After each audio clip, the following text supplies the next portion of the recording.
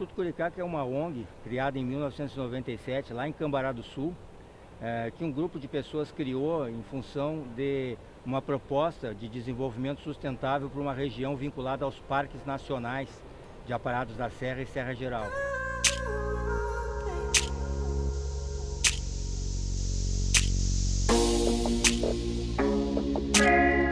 Sou Alexandre Krob, sou agrônomo natural de Porto Alegre. Hoje estou com 57 anos. Desde 97 para cá a gente veio ampliando muito a nossa atuação e a gente faz assim abordagens que são em determinadas regiões. Nós estamos aqui inclusive nessa área do Parque Estadual de Itapeva porque uma segunda grande iniciativa nossa foi vinculada a essa unidade de conservação e ao território dos municípios de entorno, principalmente Torres.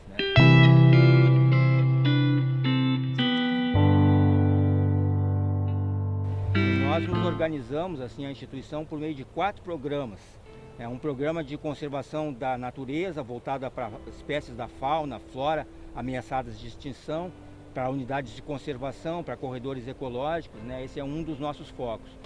Então, no Curicaca, sempre que a gente vai trabalhar com conservação de espécies e também de implantação de unidades de conservação, conservação de ecossistemas, a gente sempre busca que as nossas ações e projetos elas se desenrolem, desenvolvam em políticas públicas eficazes que consigam transparecer os limites do local que a gente está trabalhando.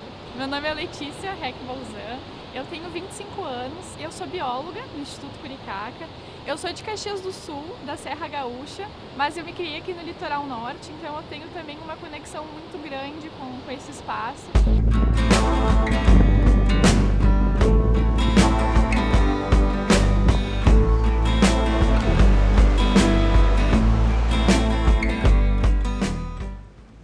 Temos um outro eixo que a gente trabalha com economias sustentáveis, em ecodesenvolvimento.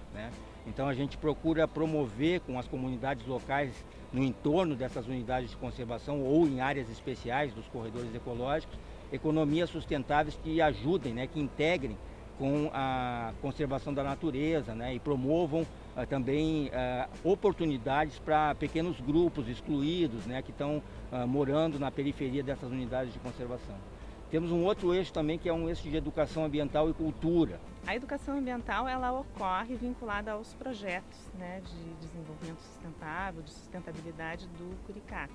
Meu nome é Patrícia Borer, eu tenho 55 anos, eu trabalho na área da coordenação de educação ambiental e cultura do projeto Curicaca, do Instituto Curicaca. A gente também tem uma metodologia própria de educação ambiental que se chama Ação Cultural, Saberes e Fazeres da Mata Atlântica, que busca essas conexões entre natureza e cultura, o patrimônio natural e cultural dessas comunidades que vivem no entorno das unidades de conservação, buscando o reconhecimento, a valorização, a identidade dessas comunidades. E um outro eixo que nós trabalhamos é de políticas públicas e fortalecimento institucional, onde a gente trabalha transformando esses trabalhos de campo, esses trabalhos mais por meio de projetos, em dinâmicas mais permanentes das políticas, Então políticas para a Mata Atlântica, políticas para o Pampa, políticas para a zona costeira marinha, políticas que envolvem a viabilidade e a sustentabilidade no âmbito dos municípios, da área urbana,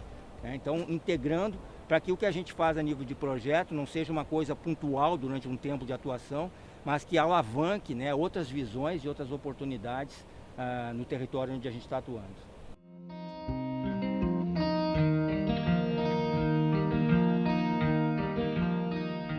O Parque de Itapeva é uma unidade de conservação que tem um grande desafio, porque ele protege um conjunto de ambientes que a gente chama de uma sucessão ecológica, desde a praia, passando por essas dunas móveis, pelas dunas vegetadas, depois aqui logo em seguida tem uma mata paludosa, que é uma mata em áreas úmidas, assim, que tem um tipo de ambiente muito típico, E depois ele já começa a entrar no que a gente chama de dunas pleistocênicas, que são de uma mata de restinga mais estabilizada, como é o caso daquele morro ali atrás.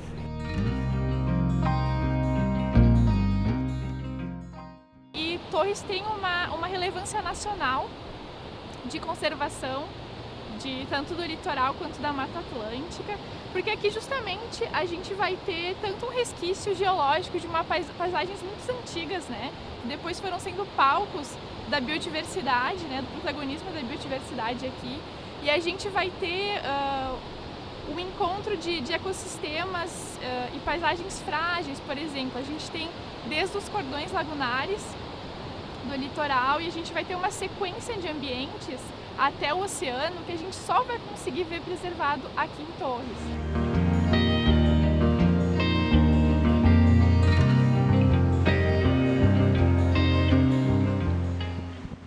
E justamente aqui nessa área do litoral norte, quando a gente pensa no oceano, né, que é a nossa barreira natural de Torres, a gente vai ter algo muito importante e muito peculiar, que é o encontro de correntes mais frias vindas do sul e correntes quentes vindas do norte, que fazem essa parte do oceano ser extremamente biodiverso e rico em alimento.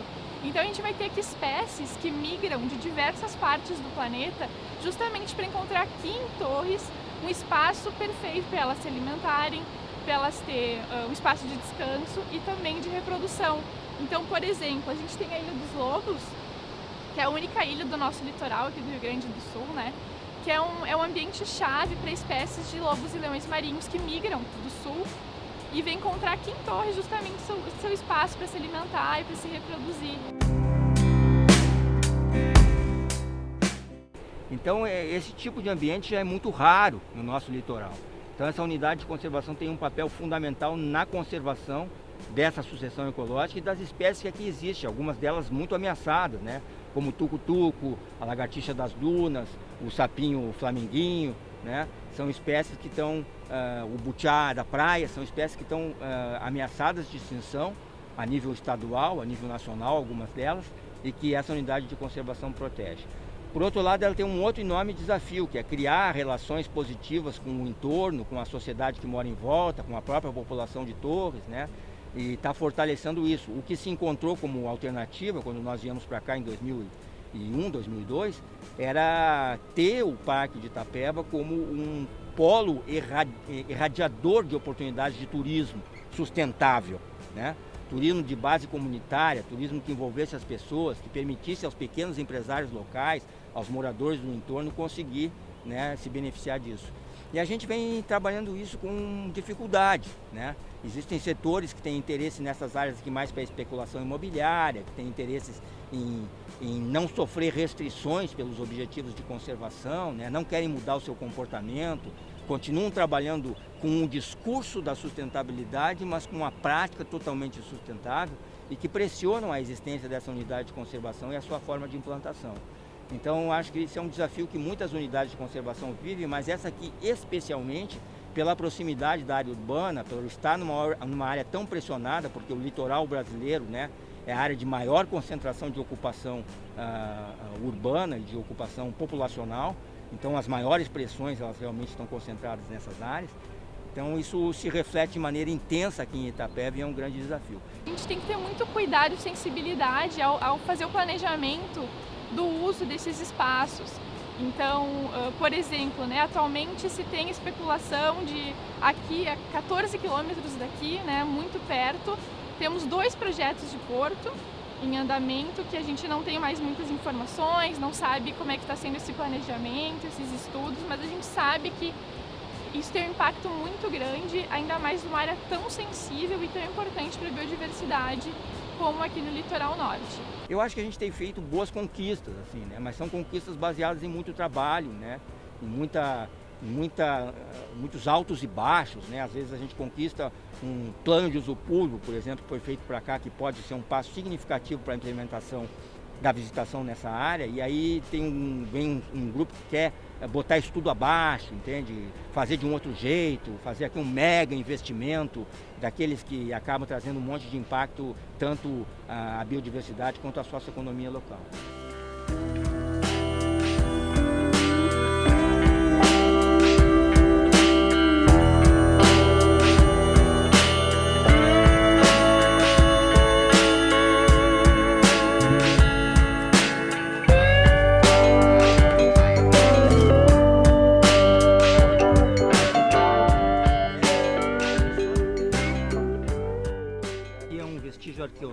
né, de um momento da história dessa região aqui que tem a ver com o tropeirismo e o transporte de gado que passava por aqui pelo lado do que hoje é o Parque de Itapeva, né, que inclusive seguia numa rua dentro do município de Torres, que é uma rua conhecida como Rua de Tropeiros, né. E então o Império, quando veio ocupar aqui essa região, né, já começando uma substituição dos povos indígenas que ocupavam originalmente esse território, ele estabeleceu, uma das primeiras coisas que foi estabelecida foi um forte, uma fortificação no morro, mais perto da cidade de Torres ali, e em seguida o que se chama de Casa do Cabo da Guarda, que é esses vestígios, segundo os arqueólogos que estão localizados aqui, né? São esses restos de pedra que estão aqui nessa área, são vestígios que sobraram desse patrimônio arqueológico que é essa edificação. A função do Cabo da Guarda era cobrar o imposto, né? Porque a passagem dessas tropas de gados pelos tropeiros tinha que pagar um imposto para o Império. E aí era cobrado aqui nessa região, que fiscalizava. Os tropeiros, por uma questão do relevo natural, eram obrigados a conduzir o gado por essa área aqui, e então pagavam o seu imposto aqui nessa passagem. Esse lugar que nós estamos aqui é a trilha da Mata do Morro, dentro do Parque de Itapeva, né? E ela foi planejada bem nesse espírito de sustentabilidade que vocês estão buscando, né, explicitar nesse trabalho, né? Que é agregar os diferentes elementos que dão significado a uma visão complexa de sustentabilidade. Então ela é uma trilha na natureza, né? Então ela inclui a riqueza da natureza como um dos atrativos, né? Mas ela reconhece valores da cultura, da história, né? Que são, por exemplo, esse sítio arqueológico que está aqui, né? Ela foi planejada para ser exercitada, gerando economia para a comunidade local. Ela foi uma trilha destinada para que grupos da localidade pudessem implementar essa trilha num acordo com o parque e pudessem acessar recursos, né? Ela foi construída do ponto de vista de uma política pública, né? Ou seja, ela integrou todos esses aspectos numa política de uso público da unidade de conservação. Aqui em Itapeva a gente já trabalhou com as lagoas, questões da biodiversidade, da arqueologia, do patrimônio material, né? E esse tema ele é pesquisado e é trabalhado todo um instrumental, né, de materiais pedagógicos interativos, né? E esse conteúdo todo ele é instalado no próprio ambiente, né? A gente aqui em Itapeva já aconteceu, no Parque Tupãssi, às vezes até em propriedades particulares da região. Então funciona como um espaço interativo, como um museu a céu aberto, né? E aí a gente recebe as escolas nesse local, né? As turmas de professores e de alunos. E eles têm uma imersão no ambiente, tanto com esse conteúdo, geralmente é um período de um turno inteiro, né? Então eles têm, junto com os mediadores ambientais, né, o contato com todo esse conteúdo, com os jogos, com as brincadeiras, se faz uma trilha na natureza, né, com atividades de sensibilização. A gente trabalha muito com atividades de arte também, né, integradas. Então a gente busca articular, né, essas questões de atividades de criatividade, de arte, de atividades lúdicas, né, dos afetos, né, dos trabalhos em grupo, né, de desenvolvimento de cooperação, né, com as questões que são mais, digamos assim, científicas, teóricas, né, desse conhecimento, né, e que envolve um respeito à natureza, né, e uma crítica também às situações que acontecem, né, que envolvem esse projeto, que envolvem esse ambiente.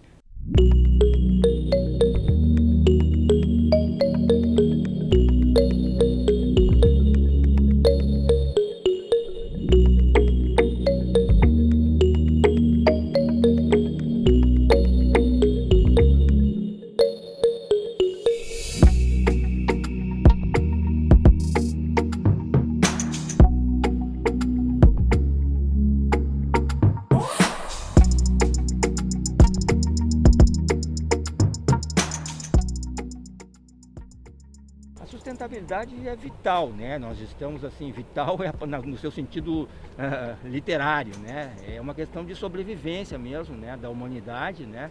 E de todos os organismos que coexistem conosco, né? Nesse planeta. Então é por isso que a própria ONU assumiu, né? os Objetivos de Desenvolvimento Sustentável do Milênio, com diferentes metas, né, 2030 e assim por diante, porque existe já um consenso a nível internacional de que sustentabilidade é uma necessidade que precisa ser promovida e precisa ser assumida com responsabilidade. Mas, por outro lado, assim, também sustentabilidade é uma forma de fazer greenwashing, né? Ou seja, é muito fácil criar lá um selo dizendo que tu pratica sustentabilidade porque tu faz uma coisinha aqui, faz uma reciclagem de água numa indústria, ou eventualmente substituiu um sistema de produção de energia um pouco mais impactante por um menos impactante, né? Mas a responsabilidade da sustentabilidade na sua visão complexa, né? Não na sua visão da boca para fora, né? Essa ainda nós temos uma caminhada muito grande pela frente e, infelizmente, o aquecimento global e as mudanças climáticas nos definiram um limite, um prazo, né, que está muito, muito, muito crítico. Então, quando a gente passa a enxergar o ser humano, né, nós como indivíduos dentro de um sistema muito maior, né, que quando a gente consegue conviver e enxergar outros tipos de vida, outros tipos de ecossistemas, de formações ao nosso redor, a gente se percebe muito pequeno nisso tudo e muito em conexão com todos esses outros ambientes e seres. Então, para mim, um mundo ideal seria que nós, como sociedade, conseguíssemos nos colocar no nosso lugar e viver em harmonia, né, em paz entre nós mesmos, entre nós como população, mas principalmente com o ambiente ao nosso redor, que a gente conseguisse equilibrar os nossos usos e os usos das outras espécies, que todos, né, tivéssemos direito de um ambiente ecologicamente equilibrado como está na nossa Constituição. Sim, a gente ter uma capacidade de sair um pouco de si mesmo, né, e olhar para esse conjunto, para essa coletividade, né, trabalhar de uma forma mais cooperativa, mais gentil, né, e avançando nessa compreensão de uma consciência, porque isso é um trabalho que nunca se esgota, né, ele está individualmente, a gente sempre tem alguma coisa a mais a aprender e a modificar como comportamento, né, dentro do mundo. Então a gente conseguir ter essa consciência que a gente precisa estar sempre buscando um melhor de si mesmo, né? E tendo toda essa compreensão também, né, da educação que existem, da questão ambiental, que existem vários níveis, né, e várias esferas de responsabilidade, né? Então cada um faz a sua parte, mas também tem questões que são da escola, tem questões que são do município, do estado, né, do mundo como um todo, né? E cada um tem o seu papel, a sua responsabilidade dentro disso. O mundo ideal é aquele em que a gente consegue ter interesses comuns de verdade, né? Não fazer de conta que tem interesses comuns. E para que a gente tenha interesses comuns, a gente tem que abrir mão de alguns interesses que são mais individuais, né? Ou nosso individualmente como pessoa, ou como determinados grupos, né? Econômicos, né? Setoriais, né? Preciso abrir mão disso. E eu acho que esse é o grande desafio do mundo ideal, né? Nós só vamos conseguir compatibilizar a nossa existência com outras espécies e com esses ambientes que ainda restam, se a gente disser, não, eu realmente não quero mais usar combustíveis fósseis, eu vou fazer isso mesmo. Vamos aqui, ó, daqui a um ano nós vamos parar de produzir carvão, né, como forma de energia. Mas isso é uma decisão difícil, ela precisa ser encarada com muita responsabilidade, né? Então abrir mão desse tipo de interesse individual em função do interesse coletivo e do ponto de vista da sustentabilidade vital que nós falamos, né, é o desafio do mundo ideal, né?